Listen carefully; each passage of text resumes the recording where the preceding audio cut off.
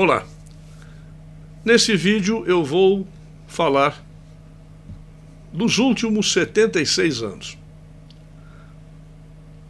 Em certo sentido, é uma reverência a mim mesmo, porque eu vou falar de um tempo em que eu tenho de vida. Mas, na verdade, eu já vou para 77 daqui a pouco, daqui a uns meses.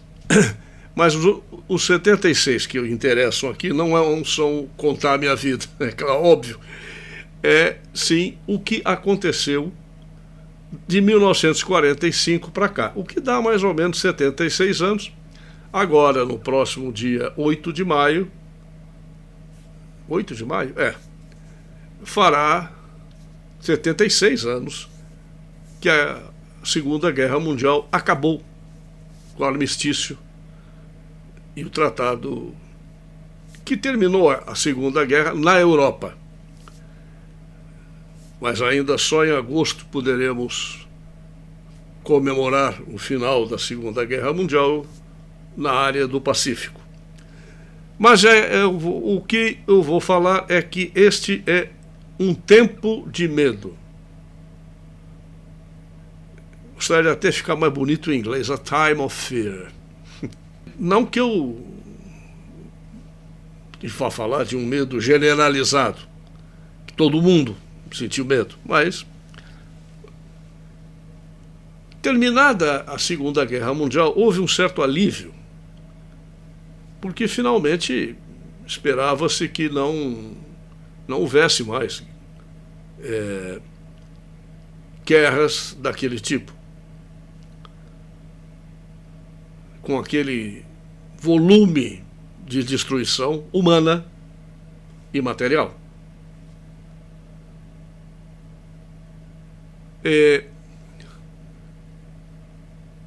Acreditava-se, inclusive, e para isso se formou a tal Organização das Nações Unidas, de que seria um período, daí em diante, um período de paz e tranquilidade.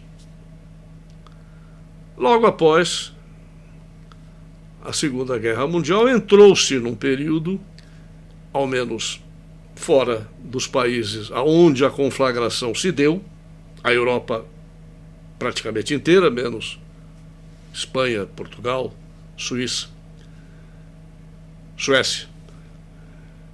O resto todo foi conflagrado. E na Ásia também. Por isso foi uma guerra mundial. Mas entrou-se, fora essas áreas conflagradas que tiveram que ser reconstruídas e etc., vidas recuperadas, pessoas amadas reencontradas ou perdidas, dadas como perdidas. E também aconteceu uma tentativa de evitar conflitos econômicos que pudessem resvalar para conflitos armados. Essa foi a intenção aparente da Conferência de Bretton Woods, em que ficou o dólar como uma moeda oficial, vamos dizer, mundial. Isso trouxe uma série de vantagens para os Estados Unidos, porque eles fabricavam a moeda mundial. Mas há um outro fenômeno que passou a ocorrer a partir durante esse intervalo de tempo. O conhecimento de que o medo facilita o domínio, que os governos têm interesse e que as pessoas se mantenham com medo de inimigos externos, por exemplo, que se tenha que se recolher ao Estado da sua nação para se defender contra os ataques dos inimigos externos. Sempre se soube que isso era uma maneira, vamos dizer, de aumentar o poder do Estado. Se soube, mas de uma forma talvez até intuitiva. Todos os grandes impérios, todas as grandes monarquias, todos sempre fizeram isso.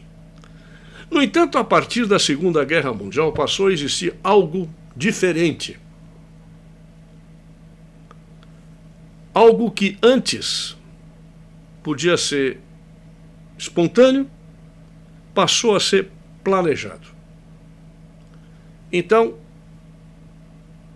esses anos, esses 76 anos que decorreram desde 45 até agora, a partir desse período de tempo, o que nós tivemos foi que esta arma fantástica de domínio da população passou a ser utilizada como, não mais espontaneamente, mas sim de forma planejada. Inicialmente, a própria ONU foi fundada para isso. A ONU não foi fundada, eu já tenho repetido isso em vários vídeos, e antes na Rádio Vox estou falando isso no curso sobre Nova Ordem Mundial no canal da doutora Fabiana Barroso, e já falei em outros lugares. A ONU foi fundada para manter as guerras, porém limitadas e, de preferência, terminadas pela própria ONU, ou autorizadas até mesmo pelo Conselho de Segurança da ONU. Como muita gente fala, pô, os caras têm que pedir licença para o Conselho de Segurança da ONU para poder fazer alguma coisa. Foi muito criticado George W. Bush porque não perguntou para ninguém, sabe? Mandou para lá. Tem suas razões e tem as suas razões inexplicáveis. Mas, então, a primeira coisa que aconteceu, logo nesse início da década de 50, por exemplo, foi que o horror de Hiroshima e Nagasaki deixaram vamos dizer, um travo amargo, provavelmente na grande parte da população mundial que assistiu aquilo já na televisão, em muitos lugares, nos Estados Unidos, mas no cinema. E assistiram aqueles horrores. E esta corrida armamentista nuclear, ela levou também a que todo domingo viesse um novo noticiário semanal que passava nos cinemas, com novas explosões nucleares. E finalmente a União Soviética conseguiu também, roubou os planos da bomba atômica americana e começou a explodir as suas. Então aquilo ali foi aquela época em que se chamava assim better dead than red, ou better red than dead. Quer dizer, melhor morto do que vermelho, melhor vermelho do que morto. As pessoas se dividiam nesses dois polos. Mas acontece que criou-se imediatamente um medo generalizado de uma conflagração nuclear. E o medo foi muito estimulado pelos dois lados. Principalmente aqui no Ocidente, nós tivemos esse medo altamente estimulado pelo próprio governo americano e pelos governos europeus, e criou-se o medo do inverno nuclear. O inverno nuclear era o que se dizia que seria o fim da humanidade, como nós a conhecemos. O fim até, possivelmente, do planeta Terra. Isso era estimulado, e principalmente Hollywood produzia filmes e filmes e filmes e cima de filmes sobre o que poderia acontecer. Bomba H sobre Los Angeles. Me lembro desse filme.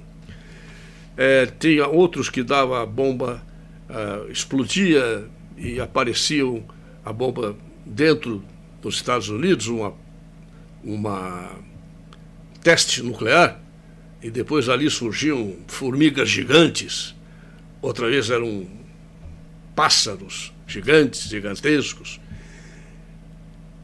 Mas principalmente dizia-se o que seria o final de uma guerra mundial. E a cada momento sabia-se de novidades, novas explosões no atol do Bikini, no Pacífico. A França conseguiu também. Então era um medo totalmente estimulado pelos grandes donos do poder. Não os governos, nem sempre até os governos, mas principalmente pelas grandes fundações, pelos bancos internacionais, que se locupletaram com esse medo. Esse medo foi amainando, até que em 1971, o presidente Richard Nixon, que viria a ser empichado, ou melhor, ele renunciou para não passar o vexame, em 71 ele retirou o dólar do padrão ouro. Já Roosevelt, não sei exatamente de que ano, não me lembro qual, ele já tinha feito uma mexida no dólar, no sentido de que $1 valia 20, uma onça de ouro valia $20.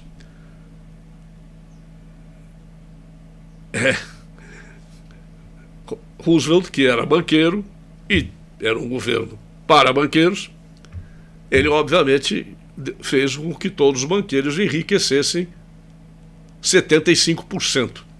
Aumentou para $35 o preço da onça de ouro. Isso ficou valendo até 71, quando Nixon disse: olha, o dólar não vale mais ouro nenhum. Ninguém pode chegar aqui e me pedir ouro com uma nota de $1, de $10, de $20. Não pode. Não existe, acabou. Criou-se um pânico financeiro muito grande que, ao mesmo tempo,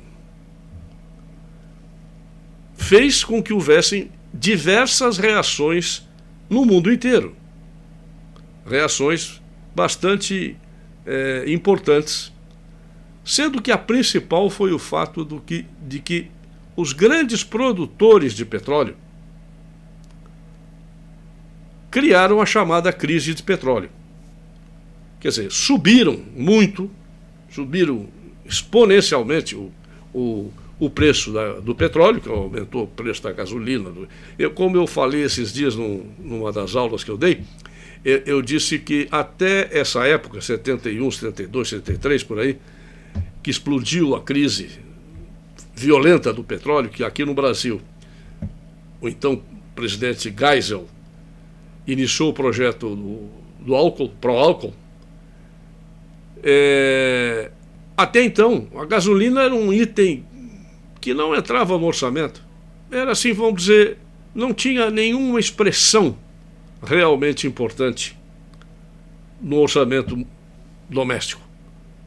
Podia um carro, 2 carros, o carro entrava no posto de gasolina, abastecia, pagava, nem sabia quanto direito, quanto é que ninguém perguntava quanto é que está a gasolina hoje, ninguém sabia, às vezes nem sabia se subia um pouco, porque subia tão pouco, às vezes até baixava, mas subia tão pouco que não valia, não precisava nem saber quanto era.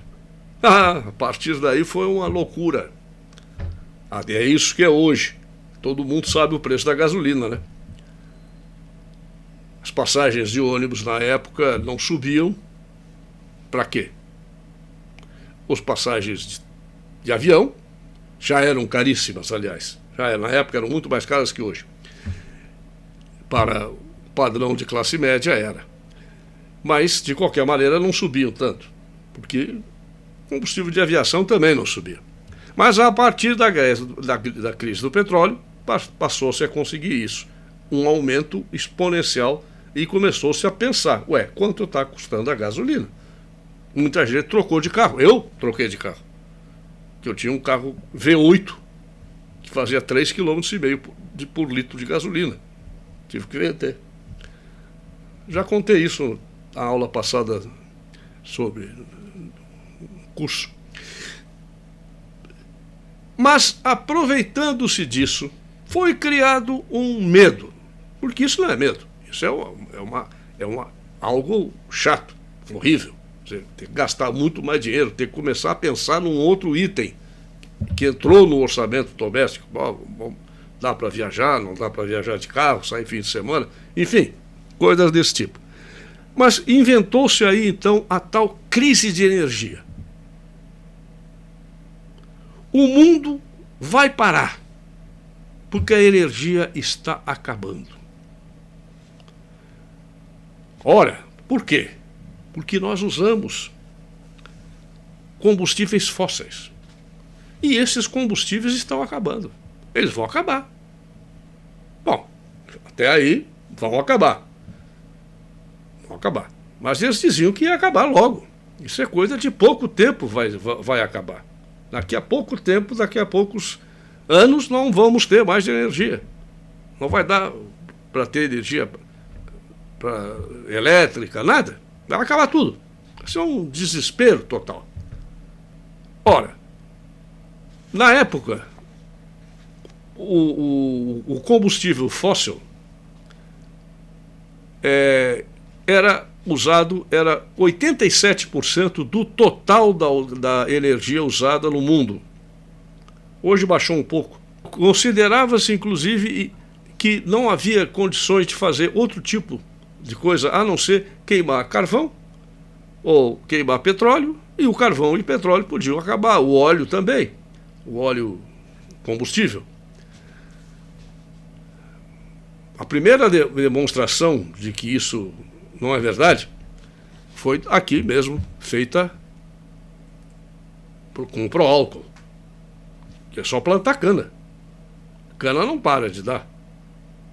Mas isso foi aqui no Brasil. Logo foi copiado nos Estados Unidos, que passou também a produzir o etanol do álcool, mas não é uma solução. Então a solução não existia. E tudo levava a crer que realmente havia uma crise de energia.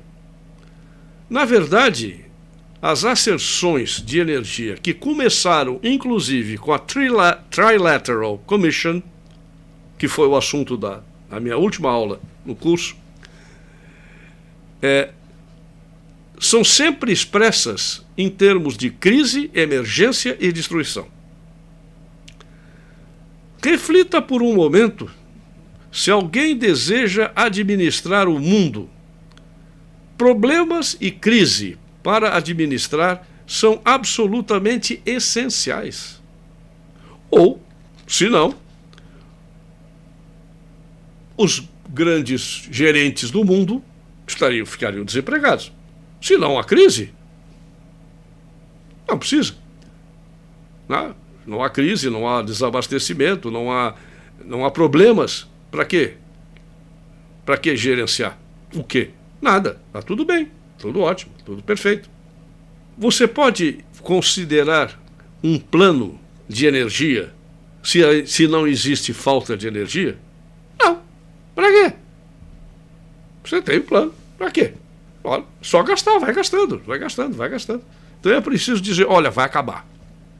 Aí a coisa começa a ser necessária os engenheiros sociais. Os economistas que querem manobrar o mundo e as grandes fundações, as organizações tipo a Trilateral Commission, Council on Foreign Relations e outras, Rockefeller Foundation, etc. O que acontece é que esta crise jamais existiu, a não ser na cabeça dessas pessoas. Quer dizer, na cabeça de todo mundo. Porque essas pessoas mesmo, para elas não existia crise nenhuma, eles sabiam que não. Porque tem informações que foram suprimidas. E essas informações estão aqui. Os Estados Unidos consumiam, naquela época, em torno de 71 quads de energia por ano. Um quad é 1 quatrilhão de BTUs. Quando compra um ar-condicionado, você vê quantos BTUs, 40 mil, 20 mil, 30 mil BTUs, 12 mil BTUs, né? British Thermal Units, BTU. Só que esses 71 quads, 71 quatrilhões de BTUs, que eram usados na época pelos Estados Unidos, na verdade tinha disponível nos próprios Estados Unidos, excluindo fontes solares, gás, óleos importados e etc., só o que já estava pronto para ser usado, 150 milhões de quads de energia. Portanto, 71 quads por ano, 150 mil. 150 mil quads. 71 quads por ano não dá 15, dá mais do que 15 anos cada quad, enfim. Quantos anos tem aí pela frente para usar esta energia sem contar novas explorações e novas aquisições? O gás natural existia para, no mínimo, 20 anos. Provavelmente perto de 600 anos. O petróleo, ao menos até 130 anos. Garantido o petróleo. O óleo, shale oil, retirado do fracionamento, 1.500 anos. Carvão, no mínimo, o que se conhecia de carvão na época, nos Estados Unidos só, daria para 600 anos de gastos de energia, mesmo sabendo-se, projetando-se que essa energia iria aumentar em função do aumento da população, no aumento das trocas comerciais, no aumento da indústria, etc., etc., no aumento de muitas coisas. Um reator nuclear é praticamente uma fonte inesgotável. E ele produz o que for necessário para ser consumido. E existe, claro, que também pode ser uma fonte esgotável, porque o urânio-238 havia em estoque. Naquela época, para aquela época, havia um estoque inicial de 100 anos de urânio-238. Fora para usar nos reatores nucleares, para energia. Fora o que viesse a descobrir e a comprar de outros lugares ou assaltar. Então vocês vejam que a crise de energia jamais existiu. E quem a fez não estava dando a menor bola, porque sabia muito bem que estava mentindo. Todos esses, inclusive os governos e essas organizações, sabiam muito bem. Agora, tem que se administrar, controlar, ao invés de administrar um país, controlar o povo. E controlar o povo é dizer, olha, tem que poupar energia. Temos que trocar as lâmpadas assim, porque a outra lâmpada gasta menos, temos que gastar mais não sei o quê. E, obviamente, um outro detalhe, que não é um detalhe, é o aumento do preço da energia. Porque vai faltar. Então nós temos que aumentar. Não é porque a gente queira ganhar mais dinheiro, não. Não, de jeito nenhum. Mas infelizmente, né? Temos que aumentar o preço para ver se você consome menos. Porque aí você vai ter que olhar no seu consumo mensal e dizer, bom, eu posso gastar tanto, eu posso gastar X, eu posso gastar Y. Aí, se você gastava X, vai gastar X sobre 2, X sobre 3, sei lá. Não é que a gente querer ganhar dinheiro, não. Não, isso de maneira nenhuma. Mas vejam aqui o gráfico número 1, o primeiro gráfico que eu vou mostrar. Quem saiu ganhando muito dinheiro com isso? Olhem aí. Os grandes bancos. Se não me engano, eu não estou enxergando aqui, vocês veem, mas eu não. Eram os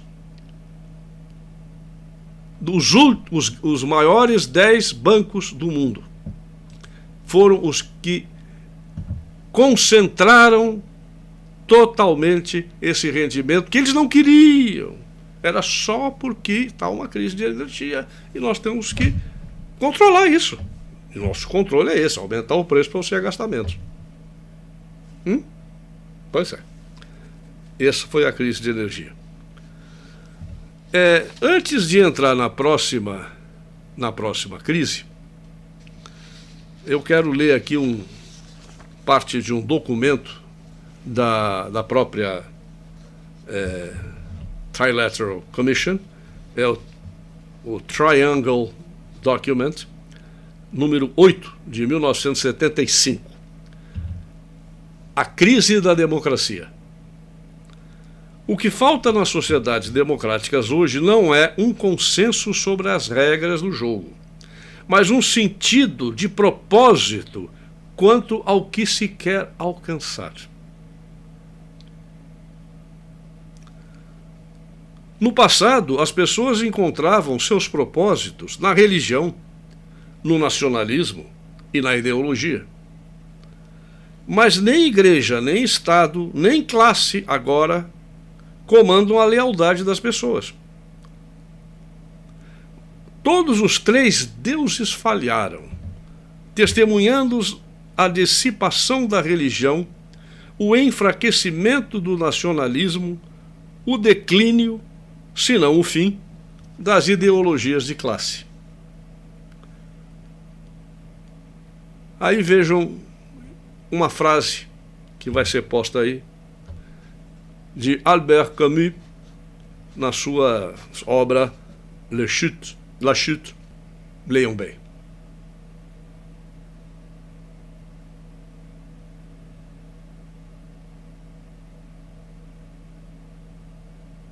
Pois é. Eu já abordei isso no curso que eu estou dando, também através do livro excelente de Fritz Lang. Fritz Lang.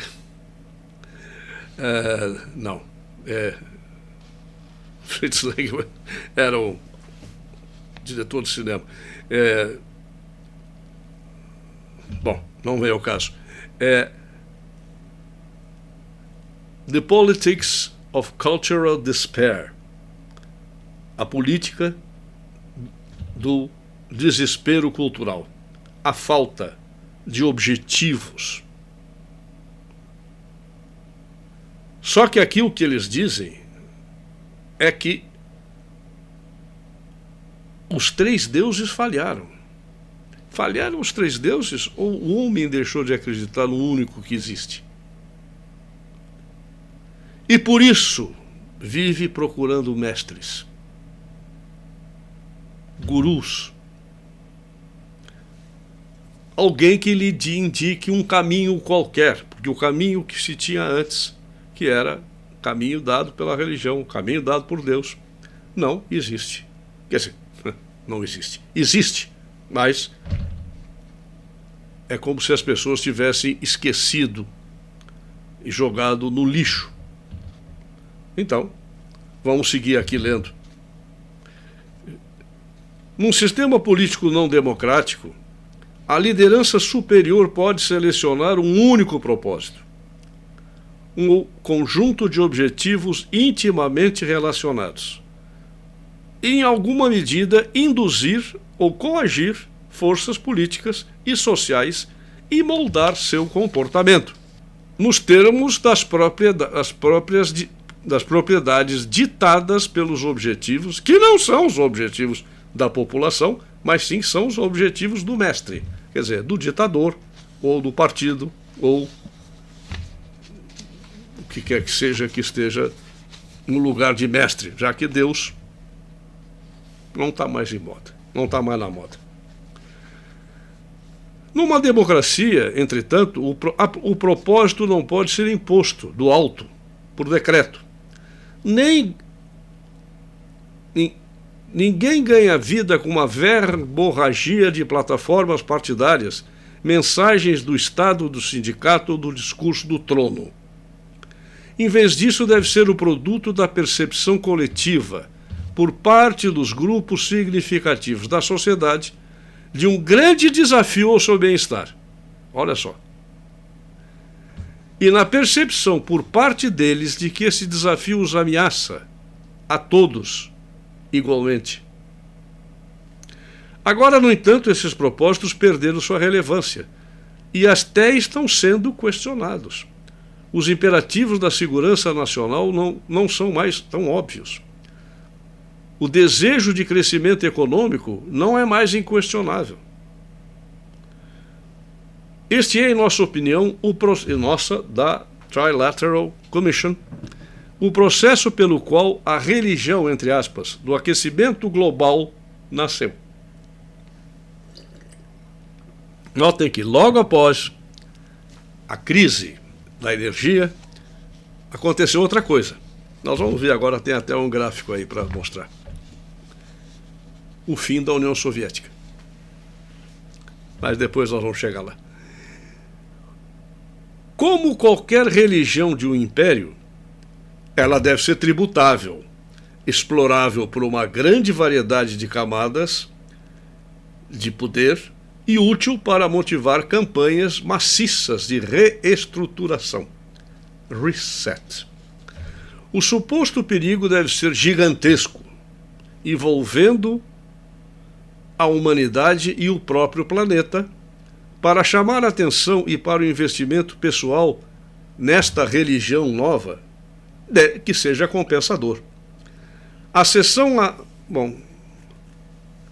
o aquecimento global foi artificialmente criado após a queda da União Soviética em 91 e posteriormente explorado por financiadores globais em meados dos anos 2000 para criar o comércio do carbono e a economia do carbono.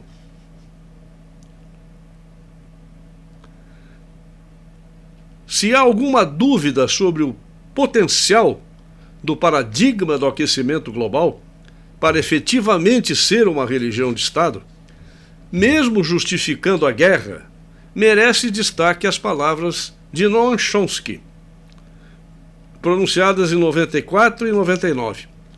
Abre aspas. Por exemplo, suponha que foi descoberto amanhã que o efeito estufa foi subestimado e que os efeitos catastróficos vão realmente se manifestar em 10 anos a partir de agora, e não mais em 100, ou algo assim. Bem, dado o estado dos movimentos populares que temos hoje, provavelmente teríamos o aparecimento de uma organização, de um governo fascista. Com todos concordando com isso, porque isso seria o único método de sobrevivência em que alguém poderia pensar, se submeter ao mestre, ao duce, ao Führer, ao pai dos povos, camarada Stalin, o camarada Mao, o camarada Klaus Schwab. Eu até concordaria com isso, diz ele, porque simplesmente não haveria outras alternativas por aí. Então eu vou mostrar agora o gráfico. Vocês podem ver, olhem ali a curva. Quando começou a aparecer a ideia do aquecimento global? E quando começou a morrer aquela ideia anterior do inferno nuclear? Exatamente quando acabou a Guerra Fria, quando acabou o medo do inferno nuclear. Precisava criar um outro medo qualquer, é o que está dizendo aqui. E esse medo foi, então, o aquecimento global. E note-se que 92 foi aquela porcaria aqui que o seu Collor presidiu com o meu voto. A reunião Eco 92, ou Rio 92, uma coisa assim, que começou a se resolver esses problemas de ar, de aquecimento global, começou a existir todas essas panaceias, essas de resolução, temos que diminuir o CO2, temos que diminuir o efeito estufa e não sei mais o que, e começaram a proliferar as ONGs ambientalistas. Foram as principais ONGs, ainda são hoje, ainda são as principais, e dos direitos humanos, é claro, isso é uma outra questão. Aqui ainda, nessa Triangle Paper, ainda diz o seguinte: nós não fomos os primeiros a propor que o aquecimento global é como uma religião. Após o aquecimento global, outras sessões adiante apresentarão dados semelhantes sobre igualdade de gênero e antirracismo. Perdão, aqui não estamos mais no documento da Trilateral. Estamos agora num documento da Ontario Civil Liberties Association. Ontário é do Canadá. Eles vão falando que depois dessa, então, haverá também as religiões sobre igualdade de gênero e antirracismo, como ideologias de Estado. Se o leitor achar difícil considerar que a ideologia relacionada a gênero e antirracismo pode ser uma religião de Estado substituta, então o convidamos a observar como a Rússia, nos últimos anos, motivou expressamente o desenvolvimento de políticas, ratificando estatutos nacionais e fazendo lobby nas Nações Unidas para consagrar valores familiares e preservação do papel de gênero como questões de soberania, segurança social e estabilidade social. Segurança nacional, estabilidade social. Ora,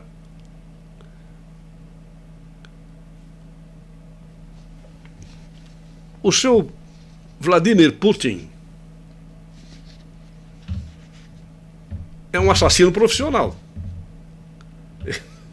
Ele fez parte, tenente-coronel do KGB, da estrutura mais central do KGB, que inclusive é secreto para os demais agentes.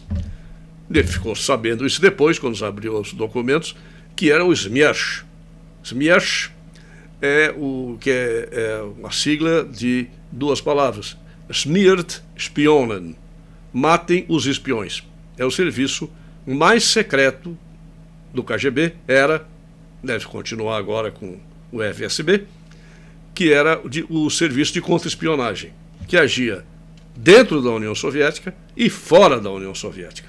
É aquele que o 007 enfrenta de vez em quando. Vocês já viram, quem viu o filme do 07, acho que um deles eles falam, acho que aquele From Russia with Love, eles falam sobre Smersh. Bom, a crescente ressonância política das mudanças climáticas foi parcialmente explicada pelo fim da União Soviética. Os temores de destruição da Guerra Fria foram substituídos por aqueles temores associados às mudanças climáticas, levando à observação da época do teórico cultural Andrew Ross de que abre aspas, temores apocalípticos sobre secas generalizadas e calotas polares derretendo deslocaram a ameaça nuclear como um desastre meteorológico predominantemente temido. Fecha aspas. O impulso foi artificial. Um ataque de catástrofes climáticas sustentadas em dezembro de 91 que não teve nada a ver com coisa nenhuma. Não houve mudança global de regime atmosférico ou climático. Não houve aumento de repentino na concentração atmosférica de CO2. Nada disso. Sobre o último ponto, medições instrumentais de alta qualidade de CO2 estão disponíveis desde a década de 50 e está aí o terceiro gráfico que eu apresento. Para vocês verem que desde há muito tempo que se sabe no aumento de CO2 e que ninguém falava que isso ia acabar, aquecimento global, ia ter enchentes, os polos iam derreter, etc. Bom, da mesma forma, os climatologistas não começaram repentinamente, em 1991, a usar modelos climáticos para simular efeitos de aumento do CO2. Em 1967 já, os principais climatologistas teóricos, Manabe e Weatherholt, calcularam um aumento de 2 graus centígrados na temperatura média global, próxima à superfície de uma duplicação de concentração atmosférica de CO2. Ninguém piscou. A mídia ficou em silêncio. Não aconteceu nada. Ninguém ficou com medo de nada. Não vai aquecer 2 graus. Não. A gente tira a roupa. Tira a camisa, põe uma camiseta. Ou liga o ar-condicionado, quem pode. Pronto, ninguém deu bola para isso. O que aconteceu então depois? O que aconteceu depois foi que houve, pela primeira vez, a ONU a ONU começou a espalhar isso. A ONU, através da criação de ONGs especializadas neste terrorismo ambiental, começou a, então, falar horrores. E se prevê um aumento de 1,5 até 2050, se não pararmos de... E agora, esses dias, o Bolsonaro fez uma cagada, não meu ver. Não, o Brasil se compromete a zerar o carbono até 2050. Porra, isso é uma idiotice das piores. Estão acreditando em lendas, puramente lenda. E é isso que todos os temores são iguais que o seu Klaus Schwab está nos ameaçando agora. Esses cálculos se tornaram imediatamente um campo manipulado da ciência, que foi revisado por Ramanathan e Coakley. A principal fraqueza dos modelos atuais é a incapacidade de simular um feedback, o mecanismo entre a temperatura da superfície e a cobertura de nuvens. As questões e os estados de conhecimento eram essencialmente os mesmos de hoje. A revisão também resume os resultados de modelo convectivo radiativo para a sensibilidade da temperatura da superfície a perturbações em concentração dos constituintes principais. 1. As concentrações dos constituintes principais e secundários do traço ativo. 2. Os aerossóis. E 3. A quantidade de nuvens. Nada disso entra nos cálculos. Portanto, o cálculo são mentiras. Cálculos absolutamente falsos. Fraude. Pura e simples fraude. O aquecimento, aqui diz o seguinte, o aquecimento com base em nossos cálculos de modelo, estimamos que seja 2,5 graus, com um cenário de crescimento lento de energia e uma mistura de combustíveis fósseis e não fósseis. Isso excederia a temperatura durante o altitermal, que foi 6.000 anos atrás, e o período interglacial anterior, 125.000 anos atrás, e se aproximaria do calor do Mesozoico, a era dos dinossauros. Por que eles colocaram a era dos dinossauros? Por que eles nos dizem que nós vamos chegar à temperatura da era? Porque os dinossauros foram extintos. Eu coloquei aqui. E eles foram extintos, né? E nós seremos também. É isso que eles querem enfiar na cabeça da gente. Eles não dizem, mas está implícito, para quem sabe que os dinossauros foram implícitos, que eles estão criando este pavor da extinção da vida humana na Terra. Quando tudo que eles estão fazendo é para isso mesmo. Na saga do inverno nuclear, o interesse do medo apocalíptico foi gerado na cultura popular durante a Guerra Fria. Usando os mesmos modelos de circulação global desenvolvidos desde 1960. Turco et al., nome do autor, publicou a previsão de imenso inverno nuclear. Na época, a previsão do resfriamento global parecia mais digna de maior atenção do que os problemas econômicos que o mundo enfrentava. A diferença, portanto, como eu já disse, com o episódio contínuo do aquecimento global, é que o inverno nuclear não teve o apoio da ONU ou dos interesses financeiros e de globalização das grandes fundações, das grandes corporações americanas e de outros países também, mas principalmente americanas. Em resumo, todos os dados revisados mostram que o aquecimento global, de repente, se tornou uma coisa, tanto na cultura geral quanto na comunidade científica. Quando as Nações Unidas e a cúpula da Terra disseram que era uma coisa. Eles disseram, tornou-se.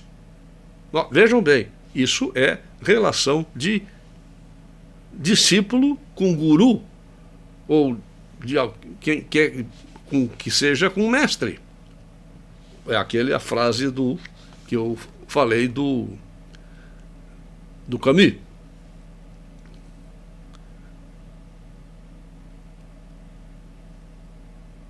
Não houve calamidades climáticas mundiais em 2005 e 2006. O ex-vice-presidente Al Gore lançou seu documentário An Inconvenient Truth em 2006. Ao procurar uma causa real para a transição da cobertura da mídia, deve-se estar atento às informações sobre as conexões com os mercados financeiros globais, como o fato de que a Generation Investment Management é uma empresa de gestão de investimento sustentável, fundada em 2004. O filme de Al Gore é de 2006. Foi cofundada pelo ex-vice-presidente Al Gore e David Blood, chefe de gestão de ativos da Goldman Sachs. Al Gore fez esta organização, cofundou, era um dos donos da Generation Investment Management, e em 2006 disse assim: olha, se vocês não fizerem tudo o que nós queremos e dar dinheiro para nós, construindo placa de aquecimento solar e catavento, vocês vão morrer todos. Preciso parar com o petróleo.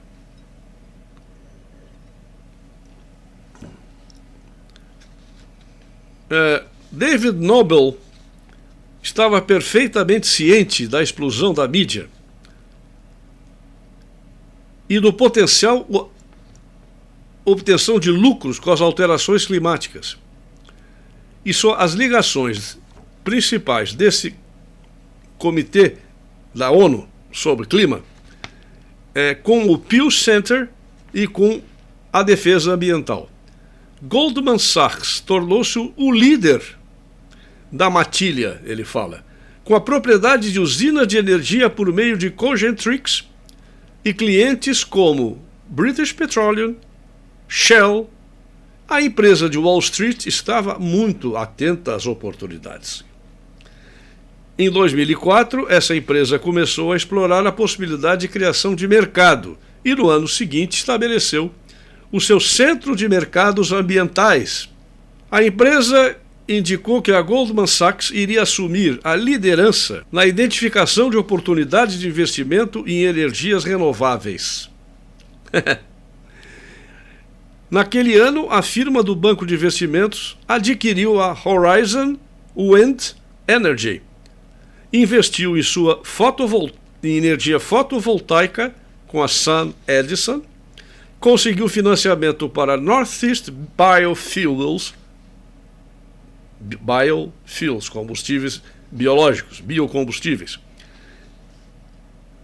e comprou uma participação na Iogen Corporation, que foi pioneira na conversão da palha, talos de milho e sweetgrass, não sei o que é isso, em etanol. A empresa também se dedicou a atuar como formador de mercado no comércio de emissões de CO2, bem como em áreas derivados do clima, crédito de energia renovável e outras commodities relacionadas ao clima. Acreditamos, proclamou Goldman Sachs, que a gestão de risco e oportunidades decorrentes da mudança climática são tal e sua regulamentação será particularmente significativa e atrairá cada vez mais a atenção dos participantes do mercado de capitais. Entre esses participantes estava Al Gore, again. No início de 2007, a campanha aumentou significativamente a atividade. Também se juntou ao Conselho de Defesa de Recursos Naturais, o Instituto de Recursos Mundiais e a firma do banco de investimento de Lehman Brothers, cujo diretor-gerente, Theodore Roosevelt IV, presidiu o conselho da Pew Center e logo também presidiria o novo Centro Global do Clima da Lehman Mundial. Como a Newsweek noticiou, Wall Street está passando por uma mudança climática. Portanto, interpretamos com o reconhecimento de que a maneira de obter o verde é ser verde. Portanto, interpretamos a transição de meados dos anos 2000 na preocupação com as mudanças climáticas.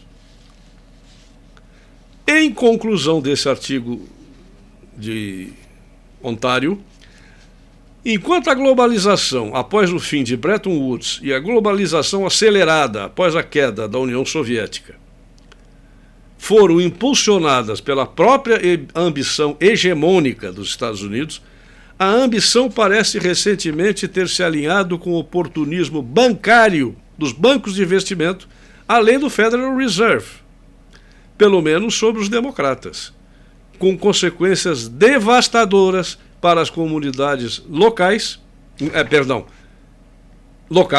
do mundo em desenvolvimento.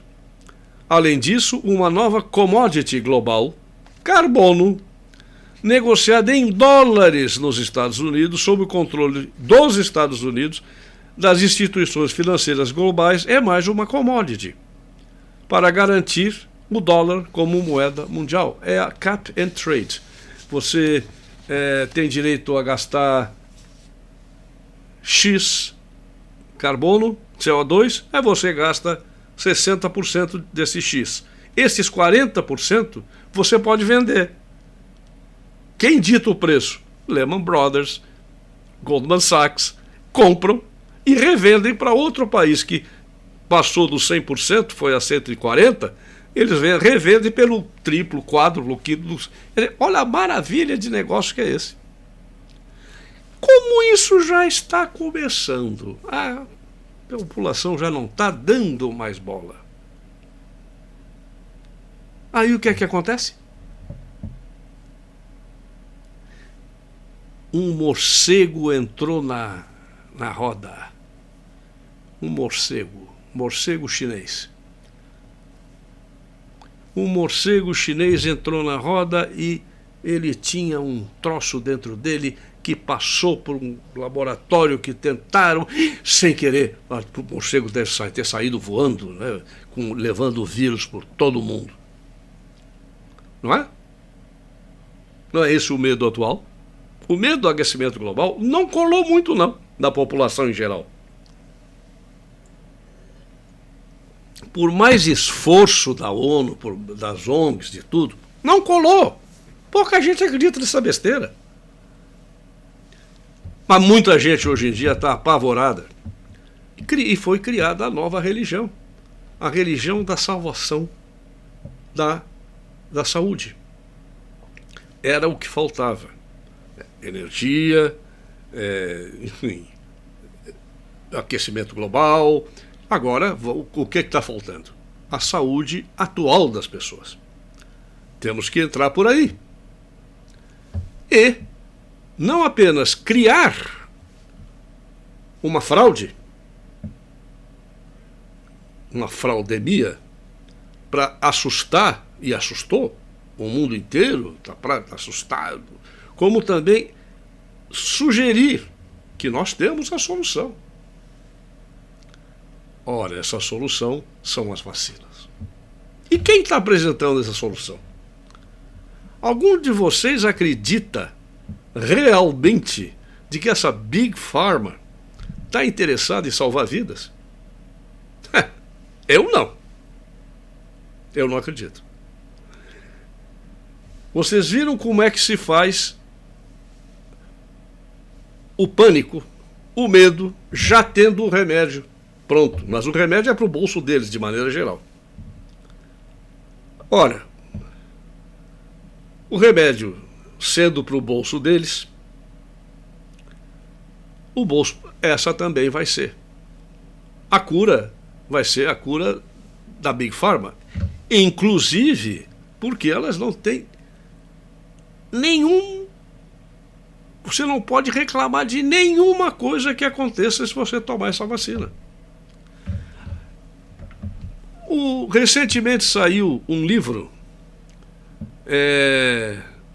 de um psiquiatra, o livro do professor, doutor, psiquiatra Peter Breggin. O livro tem o nome de COVID-19 and the Global Predators. We are the prey. Covid-19 e os predadores globais. Nós somos as presas.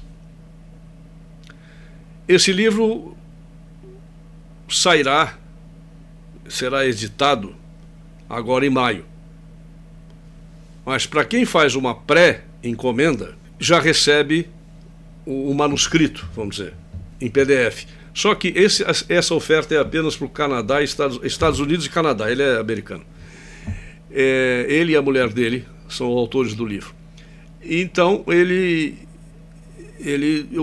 escrevi, como eu já traduzi uns 3 ou 4 artigos dele, muito importantes, sobre essa outra fraude, que é o síndrome como é que é? Síndrome de déficit de atenção e hiperatividade, em que o laboratório Lilly está ganhando uma fortuna, já foi processado pelo Breggin, e o Breggin ganhou com a Ritalina, que faz mal. Como eu já traduzi esses artigos dele, já publiquei aqui no Brasil, muita gente leu, eu escrevi dizendo, olha, eu estou querendo estudar esse negócio, quero ver o que é que o senhor tem para falar. E ele me disse, olha, eu vou ver se eu posso mandar aí para o Brasil, para você comprar aí no Brasil. Mas como não encontraram meios de fazer isso, ele disse, eu vou mandar logo. Quando sair, você compra na Amazon. Tá bom, vou comprar $15. Eu vou comprar. Fiquei realmente agora comprometido, porque eu já estou lendo o livro. E ele mostra claramente, se antes existia Al Gore, o Al Gore desta fraudemia chama-se Anthony Fauci. É o diretor do Instituto de Alergia e Imunologia do National Institute of Health dos Estados Unidos. Ele, a doutora Deborah Birx, são esses os grandes fraudadores, os predadores. É aquele cara que de vez em quando diz que tem que usar máscara, depois diz que não tem que usar máscara. Depois ele diz que tem que usar 2 máscaras. Mas agora não precisa usar mais máscara. Não, tem que... Não, o lockdown não. Não, tem que fazer lockdown. Isso é de propósito, não é que ele mudou de opinião. Ele não tem opinião nenhuma porque ele sabe que isso não vale nada. Então nós estamos usando E também saiu um artigo recentemente, eu não vou ter como... Nesse vídeo eu não vou poder comentá-lo, porque ainda não li o trabalho em si. Saiu um artigo que eu já falei, mas nesse artigo tem um link para um trabalho científico que eu quero ler com cuidado, porque eu não sou da área. Então, o que um sujeito da área leria em meia hora, eu vou levar um dia, talvez, para poder rever conceitos que estão ali embutidos, que quem é da área conhece e quem não é, não conhece. E aí eu vou fazer um vídeo sobre isso. Mas o que acontece é o seguinte, um determinado instituto de pesquisa pegou 1.500 amostras e examinou no microscópio eletrônico. Nenhuma amostra de pessoas com Covid. Nenhuma dessas amostras mostrou nada, a não ser 2 tipos de vírus. Da gripe A e o da gripe B. Está lá. Só. Eles mandaram depois para a Universidade de Stanford, Universidade de Cornell, Universidade de... Olha, eu acho que Berkeley, não sei, são 7 universidades que já estão inclusive, esta é a parte, vamos dizer, é a parte reportagem, que eu não ponho a mão no fogo por reportagens, mas estão dizendo que estão entrando com um processo contra o centro CDC, Center for Disease Control, por terem voluntariamente, sabidamente, abertamente fraudado a população mundial inteira, dizendo que isolaram o vírus Covid da SARS-CoV-2, quando na realidade um artigo deles mesmo, de um ano atrás, de julho ou agosto de 2020, mostra que eles não isolaram. Este vírus ainda não foi apresentado a ninguém, nem por microscópio eletrônico ele foi identificado. Não estou dizendo que ele não existe, porque eu não sei. Eu estou dizendo o que eu vi, e o artigo científico eu guardei, e desde o ano passado eu já tinha lido uma parte desse artigo, falei num vídeo que eu tenho aqui, nos meus vídeos antigos, não me lembro quando foi, no YouTube. Dessa vez não vai sair no YouTube, porque eu sei que vão cortar, vai sair, não sei, o meu filho é que vai decidir, o Fred BitChute, ou Rumble, ou ambos. E eu vou fazer um outro vídeo sobre outros assuntos para dar referência desse, porque vai ser difícil as pessoas saberem que eu estou lá, porque no YouTube já sou mais conhecido, embora tenha uma audiência pequena, mas tenha uma audiência boa. Então eu já tinha lido isso e falado, mas agora eu quero ler com atenção o que é que está dito ali. Porque realmente isto eu nunca disse, que não existe o vírus. Eu disse que não existe pandemia. Que isto é uma farsa. É farsa mesmo. Eu conheço no mínimo 3 casos de pessoas que tiveram. Eu até acho que eu tive em abril do ano passado um troço parecido, mas é como qualquer gripe. E isso principalmente aqui no Brasil. Está sendo usado pelo que há de mais canalha e corrupto na política brasileira para impeachment do presidente Bolsonaro, como genocida e processo no Tribunal Penal Internacional. Que ninguém pode tirá-lo, ele não vai poder haver impeachment por causa disso, porque não se pode provar isso. Mas, de qualquer maneira, fica a pecha, porque eles sabem que se não fizerem alguma coisa, e rapidamente, vão ter pela frente mais 4 anos de Bolsonaro a partir de 2022. Ou eles matam o Bolsonaro, ou eles tiram o Bolsonaro, ou queimam o Bolsonaro, fazem qualquer coisa. E, inclusive, a maioria das pessoas está apavorada com esse troço. Tem gente que não saiu de casa há 1 ano. Por nada. para não pegar gripe. Eu também soube de um casal que ficaram 1 ano e 1 mês aprisionados, ambos morreram de Covid. Ao menos foi dado o diagnóstico. Está havendo uma falsificação de atestados de óbito, principalmente quando as pessoas da família não têm acesso direto aos médicos, que é o caso do SUS, e não insistem em ver.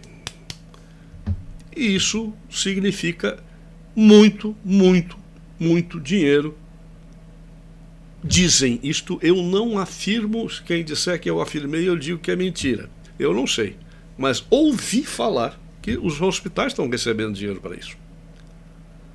E quando quiseram fazer a CPI, parece que vão fazer, do Covid, o Bolsonaro diz, não, para aí, então bota também os governadores e os prefeitos para quem eu mandei dinheiro. Dinheiro do povo, dinheiro dos pagadores de impostos. Eu mandei, e onde é que está? São perguntas que eu acho que todos nós nos fazemos. A grande maioria das pessoas que me ouve, que me assiste, certamente faz essas perguntas a si mesmo e fica em dúvida. O que está acontecendo? Nada. Como não houve aquecimento global, como não houve perigo de falta de energia, como não houve... Talvez tenha havido algum perigo de inverno nuclear, mas duvido. A solução foi encontrada, tem um nome corretíssimo em inglês. MAD, quer dizer loucura. Mutual Assured Destruction. Destruição mútua assegurada. A sigla em inglês é MAD. Loucura. E é, né? É uma loucura. Os sujeitos fazeram um acordo baseado no seguinte: olha, se você me destrói, eu te destruo depois. Antes dos teus mísseis chegarem, eu já vi que chegaram, eu lanço os meus e acabamos os dois países. E então isto assegurava, provavelmente, quase que 99% de chances de nunca ter havido nem haver uma guerra nuclear, a não ser com países tipo Irã. Aí o problema, o buraco é mais embaixo. Bom, esse foi um vídeo um pouco maior do que eu estou acostumado a fazer ultimamente, mas fica aqui então o meu recado e eu me despeço agradecendo a audiência e a paciência. Até o próximo vídeo.